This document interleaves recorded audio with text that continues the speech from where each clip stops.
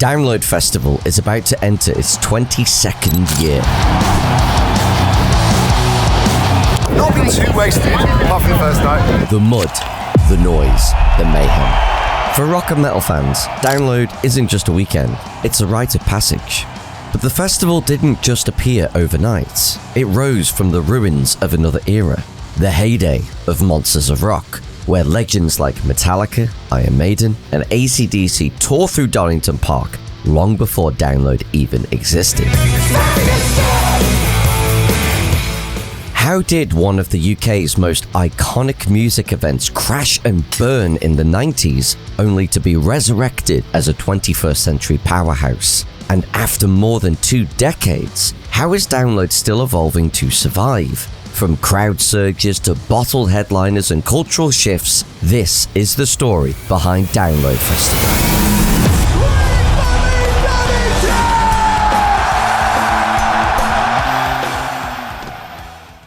Let's rewind to the summer of 1980.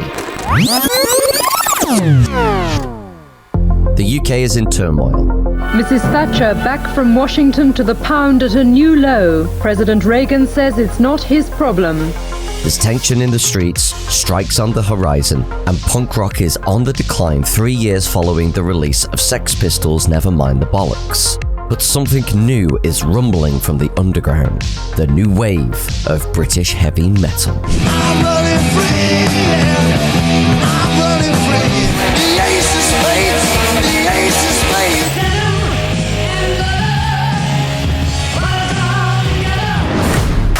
Promoter Paul Lowsby sees an opportunity. He and Maurice Jones pitched the idea for a one-day festival focused solely on rock and metal. The location? Donington Park, a motor racing circuit in Leicestershire surrounded by open fields with no neighbours to complain. Perfect. The inaugural lineup? Rainbow, Judas Priest, Scorpions, Saxon, and more. It's a bold move, and it works. Download Festival organiser Andy Copping.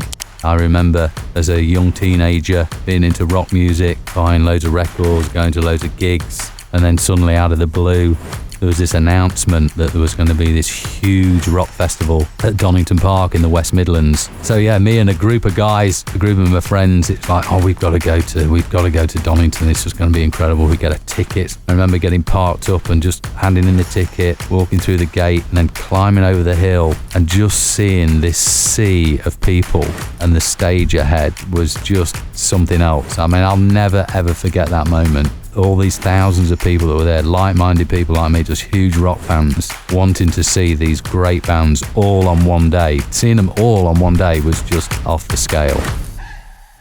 Fans flock from across the country, turning Donington into hallowed ground for headbangers. Over the next decade, Monsters of Rock would host iconic names such as Van Halen, Metallica, Kiss, AC/DC, and Iron Maiden. But the success would be undone by excess. In 1988, tragedy struck. Guns N' Roses were playing their set when a crowd surge killed 2 fans, 18-year-old Alan Dick and 20-year-old Landon Siggers. Both were crushed into the mud 15 feet from the stage and pronounced dead on arrival at the hospital. The event was a wake-up call for safety and crowd control, and it haunted the festival's legacy. And whilst this wasn't the end of the festival, the rise of grunge began to shift the musical tides and put the festival on borrowed time. By 1996, the scene had changed, fans got older, attendance dwindled, and the once mighty Monsters of Rock went silent. The stage at Donington Park fell dark. Following Ozfest taking place in 2002 at Donington Park, Download Festival would officially launch in 2003. And at this point, rock music is splintering in every direction. Nu metal, emo, metalcore, hardcore. Napster had also just disrupted everything. And Clear Channel Entertainment, the precursor company to Live Nation, is about to bring Donington back to life. The name? Download. To reflect the changing musical landscape, Download launched as a 2-day event. Iron Maiden and Limp Bizkit were set to headline the first year, but Limp Bizkit pulled out with Audioslave being bumped up. It was a gamble, but it worked. Fans old and new returned. Donington's legacy was reawakened. Only now, alongside the battle jackets and tattoos, there was baggy jeans and chain wallets. And so began the annual pilgrimage that has lasted for over 2 decades. Apparently, metal is alive and well here in England. Download quickly grew. It added a third day in 2005, hosting the Ozfest Day. It weathered the MySpace era, the streaming revolution, and hosted the biggest rock and metal shows the UK had ever seen, eclipsing previous records set by Monsters of Rock. But not everyone was ready for all of these changes. In 2007, My Chemical Romance headlined the main stage and were met with a wall of hostility. Bottles hurled, fans chanting, "Say no to emo." It was a flashpoint, a cultural divide laid bare in real time. For some, Download was sacred ground and emo wasn't welcome. And yet, moments like that forced the festival to confront a bigger truth. Rock music was evolving, whether the crowd liked it or not, and Download had to walk a tightrope, honor the old guard, while carving out space for the next generation. By 2009, Download had re-established itself as the king of UK rock festivals. 2009, I felt, was when the festival kind of came of age. And obviously 2010 with AC/DC and the double stage. 2012 when it was Metallica, Prodigy and Black Sabbath. But every kingdom eventually faces a challenger. Enter Sonisphere.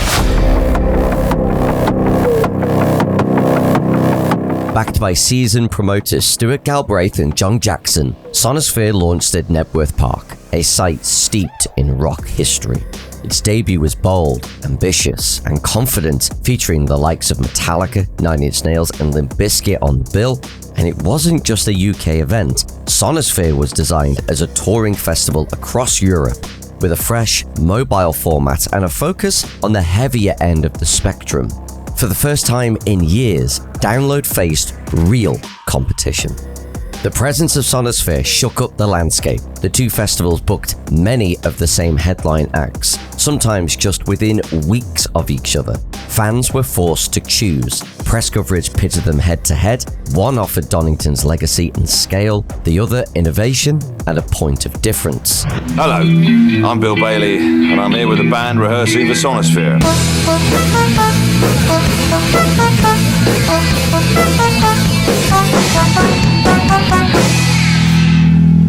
Sonisphere tried new things, alternating main stages with no clashes, smaller site layouts, and a more streamlined fan experience. Meanwhile, Download responded with upgraded production, expanded lineups, and headline exclusives designed to anchor loyalty. For several years, the Rivalry pushed both festivals to the brink. But after poor sales for their 2012 bill, no festival in 2013, a successful comeback in 2014, but then struggling to put a strong bill together for 2015, Sonisphere UK quietly disappeared from the calendar, stating, "Unfortunately, our last irons in the fire have just been extinguished." The European editions continued for a time, but the UK leg had ended. Download survived, but Sonisphere left its mark. It's 2016, and with Sonisphere out of the picture, Download once again reigns as the UK's premier rock and metal festival. Smaller events like Bloodstock, Slam Dunk, and 2000 Trees continue to grow, but rather than rivals, they're seen as healthy additions to the scene, niche, curated, and complementary. For the next few years, Download comfortably books heavyweights such as Guns N' Roses, Slipknot, and System of a Down. The festival machine is running smooth, but no one sees what's coming next. Good evening. 3 more people have tested positive in the UK for coronavirus, with Northern Ireland confirming its first case tonight. It's March 23rd, 2020, 8:30 p.m. UK Prime Minister Boris Johnson addresses the nation. The country is entering full lockdown. From this evening, I must give the British people a very simple instruction. You must stay at home. COVID-19 has gone global. Live music grinds to a halt, and for the first time in history, Download is cancelled. Like the rest of the world, fans turn to live streams and Zoom quizzes, anything to feel connected. But as time goes on, behind the scenes, something bigger is brewing: a comeback. In June 2021, Download Pilot becomes one of the first test events for live music's return. A scaled-down, UK-only lineup. No international artists, but the energy? Electric. For 10,000 lucky fans, it's a cathartic scream into the void. Proof that live music can return safely.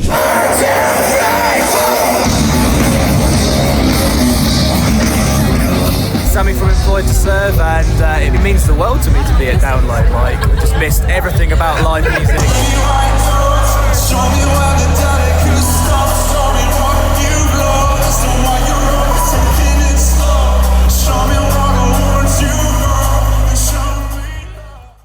But the world has changed. Rising costs, inflation, demographic shifts, audiences are evolving.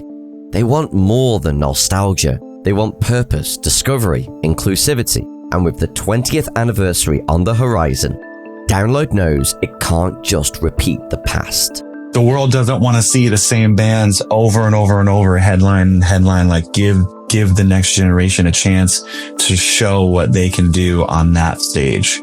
2023 pulls out all the stops. 4 days, 2 headlining sets from Metallica, a new generation's arrival in Bring Me the Horizon, add in Slipknot, Ghost, Parkway Drive, Architects, Motionless in White, and many more, and it becomes the highest attended Download in the festival's history.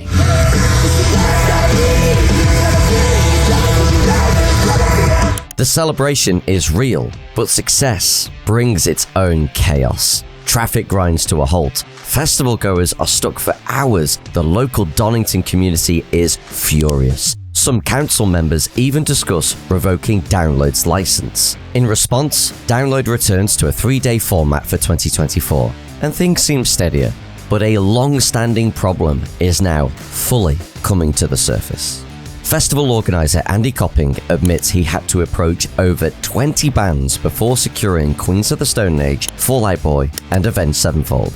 It's not a crisis, but it is a shift. The old model is cracking, the audience is changing, and the pressure is building once again. Because at its core, Download is now wrestling with the same question Monsters of Rock faced back in '96. How do you modernize a legacy without losing its soul? The answer is as raw and unforgiving as the music itself. Evolve or die. Which brings us to today. With more of the old guard stepping back, the torch is being passed, whether the crowd's ready or not. Download 2025 marks a first. 3 brand new headliners. It's a risky move, but when one of them just hit #1 worldwide and has become the most talked about band in heavy music, you have to ask, if not now, when? Back in the day, Maiden and AC/DC headlined Monsters of Rock at the peak of their ascent. This is no different for Sleep Token. It's not about forgetting the past, it's about handing over the torch before the flame dies out. I truly do love that Sleep Token is getting that moment, because I feel like festivals often default to who are the iconic, legendary bands that have been around for that long. There's now bands on the next generation beneath that are starting to show up as headliners. As a band in that time frame or that generation, I'm very happy to see that. Bring Me did last year, so it's time. Monsters of Rock built the altar. Download rebuilt the stage. Now the future is calling. So when you're back at Donington, remember this. You're not just watching a band, you're standing in and being a part of history in the making.